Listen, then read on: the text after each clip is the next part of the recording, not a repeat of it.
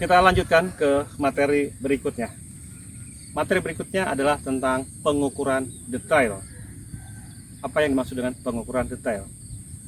Pengukuran detail adalah pengukuran yang lebih rinci, lebih teliti, dan lebih banyak objeknya sebagai titik-titik yang merupakan acuan bagi kegiatan pengukuran bidang tanah. Contohnya ada satu objek bidang tanah, bentuknya persegi ya, atau kotak. Kemudian kita ikatkan dengan beberapa titik koordinat. Ada titik koordinat yang memang sudah TDT, dekat. Ada juga yang jauh.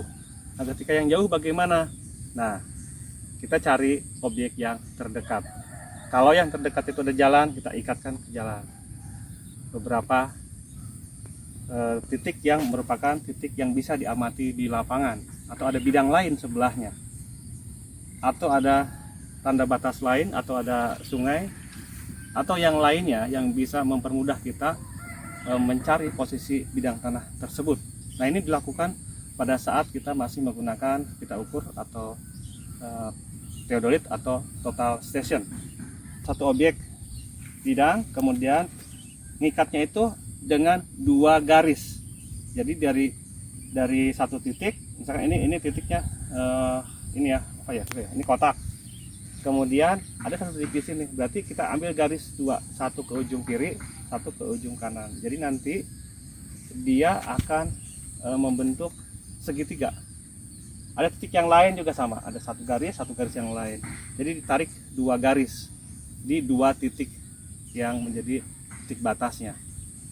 Ya minimal ada 2 atau 3 titik yang mengikat. Itu prinsip di dalam sebuah kerangka. Jadi ada satu kotak atau satu segitiga diikatkan ke yang sebelah-sebelahnya, bentuk lagi segitiga. Nah, segitiga itu berangkai, itu menjadi sebuah kerangka. Jadi saling mengikat. Nah, kalau untuk detail itu ada objek, kemudian ikatkan pada beberapa titik yang bisa diidentifikasi di lapangan, dan itu bisa ditarik dengan dua garis, dua jarak yang akan diarahkan kepada dua titik batas. Kalau detailnya banyak, semakin banyak kita ambil. Bagaimana kalau TS? Lebih mudah lagi, langsung saja diarahkan jarak dan sudutnya. Nah, kalau misalkan menggunakan RTK bagaimana? Ya RTK atau menggunakan cos gitu ya, atau kita biasa menyebutnya rover untuk di lapangan. Ya selain bidang tersebut, kita juga ambil beberapa titik bidang-bidang atau juga batas-batas atau tanda-tanda, atau ada semacam tadi jalan atau juga yang lainnya yang bisa mengikatkan. Ambil sehingga itu menjadi detail. Apalagi dengan ada citra, dan lihat di citranya ada beberapa titik yang bisa kita cek di lapangan dan juga cek di citra, kita ambil koordinatnya. Sehingga ketika digambarkan itu akan lebih mudah. Karena masing-masing titiknya itu sudah diketahui. Nah, itulah detail. Titik ikat itu pentingnya adalah untuk mengikat supaya dia terikat dengan kerangka nasional. Kalau itu menggunakan TDT atau TDT virtual, nanti akan diikatkan ke TDT berikutnya, akan dicek di penggambarannya. Kemudian untuk detail, untuk menggambarkan beberapa objek-objek sekelilingnya untuk penggambarannya supaya lebih tepat. Ukuran lebih bagaimana? Ukuran lebih itu untuk memastikan bahwa ukurannya itu tidak bermasalah. Karena kesalahan itu bisa terjadi pada alatnya dan juga bisa terjadi pada petugas yang menggunakannya.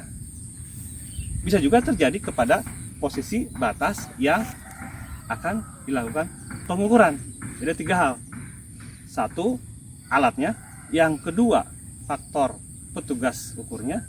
Yang ketiga, faktor batasnya. Nah, ini memiliki kesalahan masing-masing. Nah, kalau kesalahannya semua semakin besar, maka semakin bermasalah. Perlu ada ukuran lebih. Jadi tidak hanya 1 kali. Supaya apa? Supaya bisa mengeliminir ya kesalahan-kesalahan yang terjadi. Bisa jadi seorang petugas ukur kan dalam posisi yang mungkin kurang konsentrasi sehingga melihat angkanya berbeda, atau posisi untuk masang alatnya jalurnya mungkin agak miring, seperti itu ya. agak miring, tidak tepat, bisa jadi seperti itu. Kemudian untuk batasnya, bisa jadi batasnya juga agak geser. Maka di sini penting informasi-informasi ini supaya ketika dipetakan secara keseluruhan menjadi lebih tepat posisinya. Oke, terima kasih atas perhatiannya. Semoga materi ini bermanfaat. Assalamualaikum warahmatullahi wabarakatuh.